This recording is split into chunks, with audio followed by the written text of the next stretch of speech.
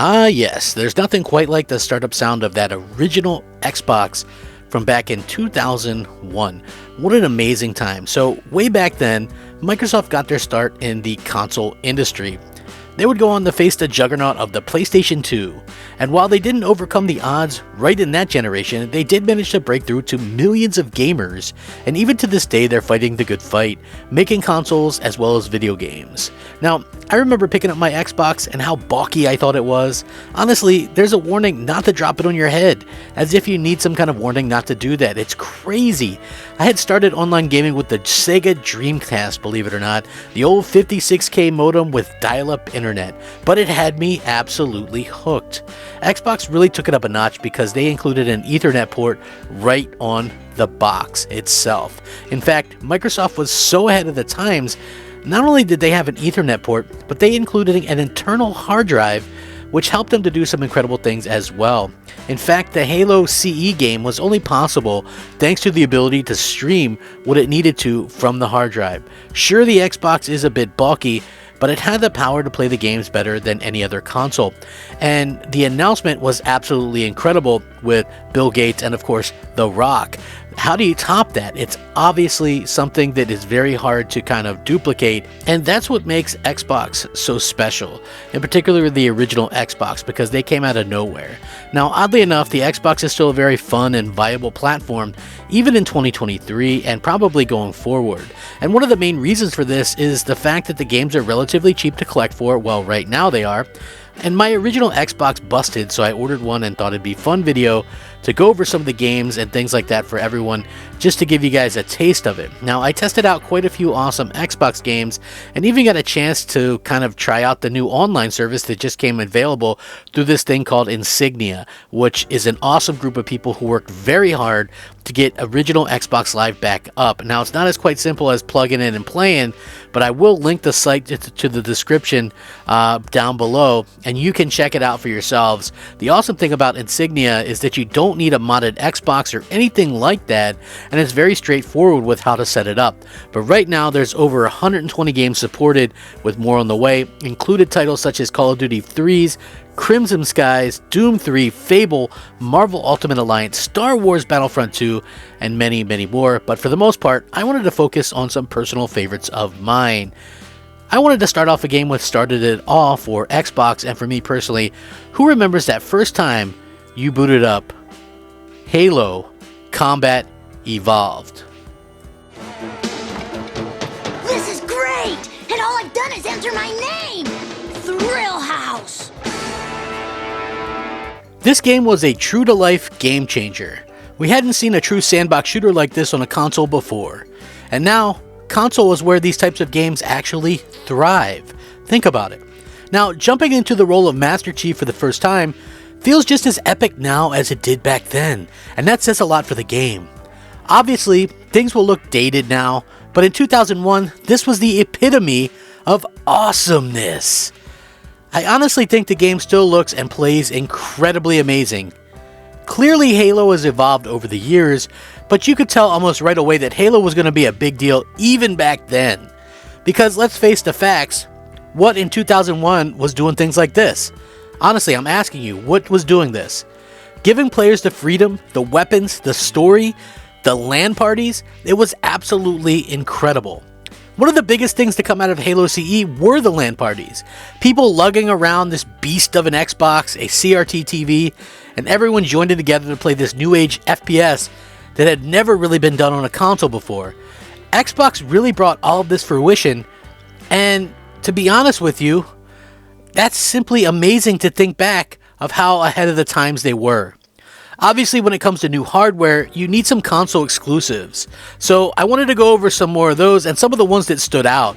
Clearly, I'm not going to be able to go over all of them, but let's go ahead and get started. Blinx the Time Sweeper is the first one. This is the kind of zany and maybe a bit past the prime where mascots were a huge deal. The cool thing about a game like Blinx is that even today, it sort of brings out this unique gameplay idea to the people. It's nothing super fancy or amazing, but honestly, I think it's a fun little game, and at the time, gaming used to be able to take chances on these types of games, and that was so fun. In fact, there's also a sequel to this game, but maybe I'll save that for another video. Honestly, it's not as good as the first game, so if you were going to try one of these games, I would highly suggest maybe doing the first game. Now, looking through the list of Xbox console exclusives is pretty enlightening. I think one of the nicer things about the Xbox is the fact that the box was so powerful, and a lot of the games output 720p and even widescreen. Although clearly not always the case, but I definitely notice a difference when I record footage on the original Xbox compared to something like the PlayStation 2 or even the Sega Dreamcast. Although curiously, I look through at the new game footage that I captured, and I see that a lot are in fact console exclusive to Xbox, so it really had quite a unique library of games looking back. And it's no wonder why so many hardcore gamers flock to the platform. The other great thing about these Xbox games that I'm testing out is that most are actually relatively cheap, so if you're looking to get into collecting, hey, this is the perfect time to do it. Now, a longtime favorite of mine is Crimson Skies, so it's a good time to check out my amazing ace piloting skills and see how everything holds up after all these years. Now, this game really takes me back because it's one of those games that gets brought up a lot nowadays when people ask for a revival. But now I seriously doubt there's enough people willing to play a game like this in the present day. But it's fun to be able to kind of go back and catch up and play and fly around in an alternate 1930s. There's a lot of aerial combat fun to be had, and I think the game looks pretty good, even though it came out 20 years ago now. Isn't that hard to believe? I feel older every time I do one of these videos because I realize, hey, I was playing this game when it came out. Oh, holy cow, that was 20 years ago. I was just a kid. Now, I tend to have different ideas on what good games are from most other people, but Fable is definitely one that I absolutely love. Even to this day, the Fable franchise is one that I put in my top 5 RPGs of all time. In particular, Fable 2 is highly recommended, but the first Fable on Xbox is pretty darn awesome too. I think it looks good, and some of the story elements are the best you'll actually find. One really cool thing if you want a more updated version of this game is that they completely remade it on the Xbox 360, and it's backwards compatible with Xbox One and even Xbox Series X and S. So it's always a great time to check out the world of Albion.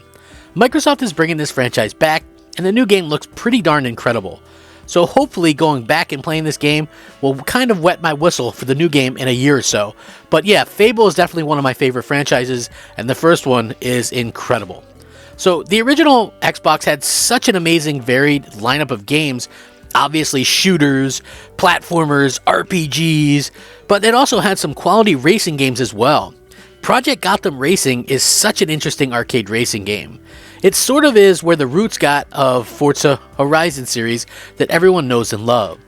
It's not as hardcore or tough as Forza Motorsport games, although the first Forza Motorsport is in fact on the Xbox as well. But it's cool to sit back and unwind playing an old school classic like this from time to time. It's obviously not as pretty as modern games, but it's still just as fun, and I think that's what matters most. One of the great things about the original Xbox is a lot of these games, although they don't have achievements, are still a fun time to play through.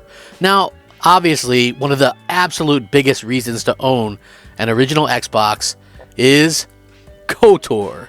That's right, also known as Star Wars Knights of the Old Republic. Now, this is a game that I've played since launch. One of the best Star Wars stories that you'll ever play through. So much fun to unravel here.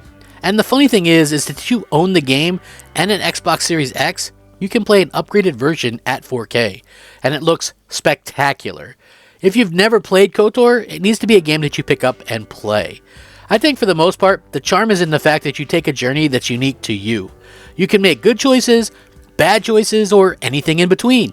It's completely your call. BioWare was definitely in their wheelhouse with this game. There's also a sequel to the game on the original Xbox that's also backwards compatibility, but it's a step back in some of the ways. Still a great game though. What's super interesting here is that it was originally had DLC with KOTOR on the Xbox. You could fly to a planet and get some free loot. It might be one of the first instances where there was some DLC and it was completely free as well. Now, Star Wars had such a huge presence on the original Xbox, including Star Wars Battlefront 2, which, through Insignia online functionality, is still alive and kicking to this day. Nothing beat the thrill of playing some galactic conquest on this game. Star Wars Battlefront 2 was the first online game that wasn't a sports game that got me really excited and got me hooked into online gaming. Being kind of a Star Wars nerd myself, it was quite obvious to me anyway that I need to pick this game up. There's multiple campaigns, multiplayer, varied modes, and a ton of awesome Star Wars fun to be had here. This game really gives me that nostalgia overload, and I honestly love it. I go back and play this game quite often. It just brings me so much happiness, and that's what it's all about. That smile you get. Now, checking out Indiana Jones and the Emperor's Tomb is equally as nostalgic for me. Obviously, Microsoft is working on a brand new Indiana Jones game, but this one is definitely special. It's over 20 years old already. Think about that. This plays like the old school Tomb Raider games in my opinion though. It still holds up pretty well, and it's also on the backwards compatibility list for the Xbox Series X and S. The action-adventure gameplay style never goes out of flavor, and playing as Indy here pretty much makes it better than the current indie movies if you think about it. But the variety that was available back on the Xbox is still something truly special. I will most definitely do a video on some hidden gems because there's obviously so darn many. Since Xbox wasn't widely as adopted as PlayStation 2, many games stayed locked to the console with a much smaller user base. So a lot of the time people completely missed out on these games, and now the developers maybe don't even exist, or the IP are up in limbo. It's absolutely crazy to think where all of this has gone. Now, the Xbox console in 2023 makes a ton of sense if you're a collector or an Xbox fan. Some of these games are backwards compatible either on Xbox Series X and S, or even possibly on the Xbox 360 itself. But I wanted to close out my video with a couple of gems. Fusion Frenzy. Now, it's really the next game that I'd like to mention because it's a 4-player party game that kind of introduced this style of gaming to Xbox fans around the world.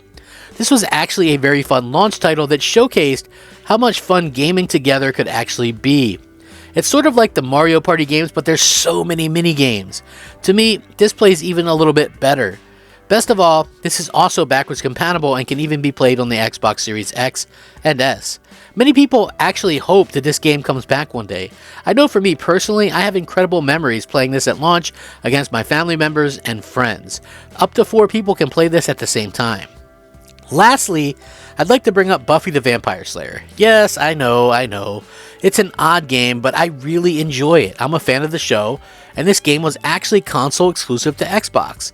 Now, a lot of the cast from the show are actually reprising their roles in the game, and it's really well done.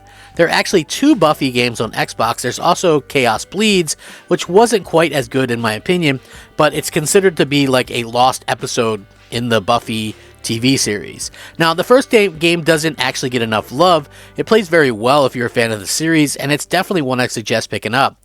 The game itself runs around $25, so not as cheap as some of the others on this list, but it's definitely worth the price of admission. That's my original Xbox video. I obviously couldn't put every game on the video, but I do hope to have a Hidden Gems video for Xbox at some point. Capturing all the footage and putting together the video is quite time consuming, so if you wouldn't mind, please leave a like and subscribe. I'd really appreciate it.